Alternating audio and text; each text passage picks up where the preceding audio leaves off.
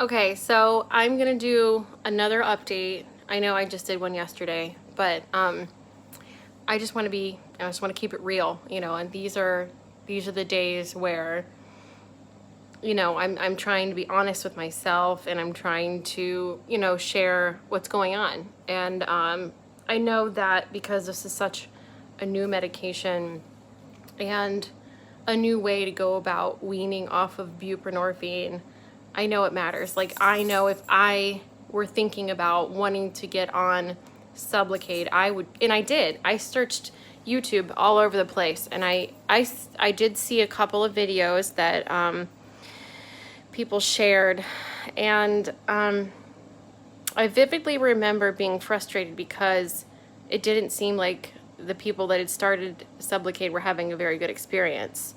And that just kind of brings me to another point. If you are comforted, or if taking a daily maintenance medication is literally what is keeping you from getting high, I do not recommend switching over to Sublocade. A lot of times, I've known one person that's happened to. They'll switch over to Sublocade and instantly feel completely untethered and triggered, and like they're feeling in withdrawal. And I mean, they might be in withdrawal, but they also might be just, so uncomfortable with not taking a daily maintenance medication that their symptoms are coming on because of that. And that's valid. I mean, that's real. That's what happens. And if I really wanted to sit here and start thinking really hard about how I'm feeling, I could invent withdrawal symptoms. I could instantly start feeling that way. And I know a lot of people I've talked to have said the same thing. I did go to my doctor's this morning, and I told her about how I was feeling yesterday. And like I said, I am not in any kind of like pain. I don't feel like muscle pain or that bone pain. I don't feel like I have to keep moving around or stretching. I don't even have restless legs. I don't have any. I am a little sweaty because I was just working outside, but I'm not like sitting here just sweating, and I'm not getting any kind of chills or goose flesh or stuff like that. That's usually the hallmarks of withdrawal, and I am not experiencing any of that. But yesterday, I was yawning a lot, and I mean, you saw that. And I was like, I had this like real nervous, antsy feeling, like something was about to happen, like something really bad was about to take place. And I was honest with my doctor, and I explained, hey, like on a scale of 1 to 10, 10 being like absolute full-blown like withdrawal, and 1 being nothing, totally stable. I was at like a 3 or a 4. I wasn't miserable. I was just kind of like uncomfortable a little bit, And she kind of said, well, it might be, subconsciously you are feeling a little bit insecure about, not getting your shot. You realize like, okay, this is it. Like, I'm here. I'm at that weaning stage completely, and it's gonna start happening. And that's just maybe my subconscious kind of triggered some anxiety. So I'm gonna go with that. I do feel like my doctor doesn't really want to, like, she's trying to lead me away from believing that I'm in withdrawal. She's trying to like, let's call it something else so you can get your mind off of it. Let's call it something else, and you just keep going. Just keep trying. So, okay, I'm gonna do that. I'm gonna keep trying. And yes, I did get some comfort meds. I am not taking them yet. I have not even filled that prescription. So I don't, I'm not gonna fill it unless I absolutely need to.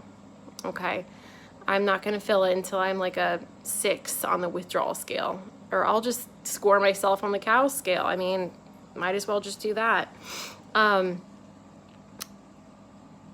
I did see someone ask about like how I found out about it, and how long it took for me to, you know, get started on the shot, and what I had to do in order to get on it, kind of like that whole transition period. And I honestly was the most nervous about that.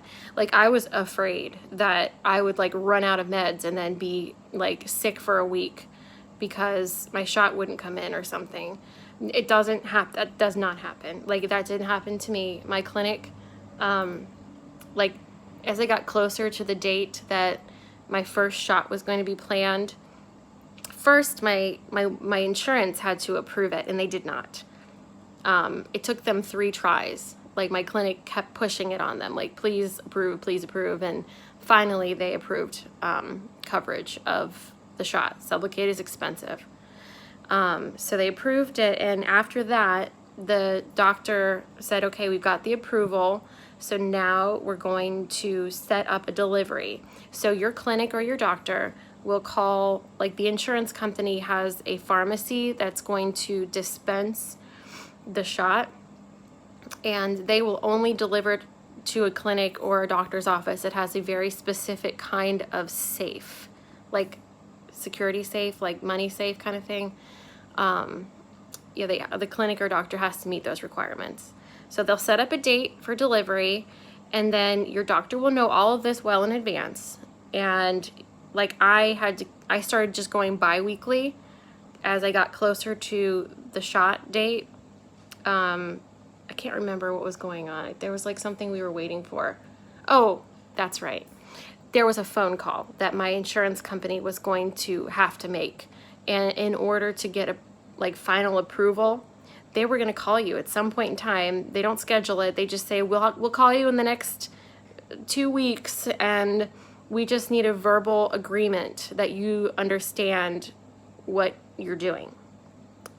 So they waited for that approval, and they called me, and I agreed, and that's when they went ahead and set up the date for delivery. So that was kind of like, we didn't really know when they were going to call me, so they just kind of, they just filled my prescription bi-weekly. And they assured me, my clinic, my doctor assured me that I would not go without meds no matter what. They won't do that to you. And if there's some, they won't let you have any extra. Like, they'll want you to finish out whatever you have, and then you won't be taking any dose the day that you get your shot, because your first shot's going to be 300 milligrams. And believe me, you will feel it. I'm not kidding. Like, the first shot I got, I am not going to lie, I was like high for 12 hours. But, and I actually didn't like it. I was pretty uncomfortable. I got a really bad headache the day afterwards. So I recommend for your first shot, just get really hydrated, drink a lot of water, just take care of yourself, because I think I was dehydrated or something, and it just made me sick. But, and I did, it took me about 3 months to really commit to switching to Sublocade. I talked to my doctor, I talked to my counselor, I talked to my family, I talked to a lot of people, and I really had to like try to imagine my life without taking my daily medication.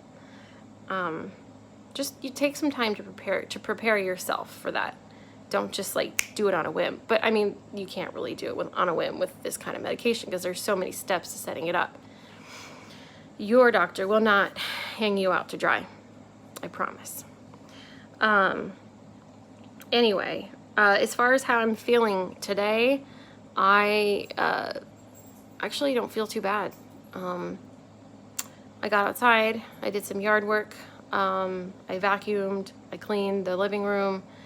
My parents have my littlest right now. My oldest is doing school upstairs because she's in remote education right now. So yeah, I'm just staying hydrated, you know, trying to eat good food and stay busy. And I don't feel nervous. I don't feel like I have any anxiety. I don't have any of that. So I'm just gonna I mean, I don't know why I felt that way yesterday. And I'm kind of wondering if it's just going to be like back and forth like that for a little while. I don't know. I don't know. So who knows what the next few days will bring. I'm just going to stay productive and try to keep my mind off of how I'm feeling physically, and hopefully, you know, this isn't too bad.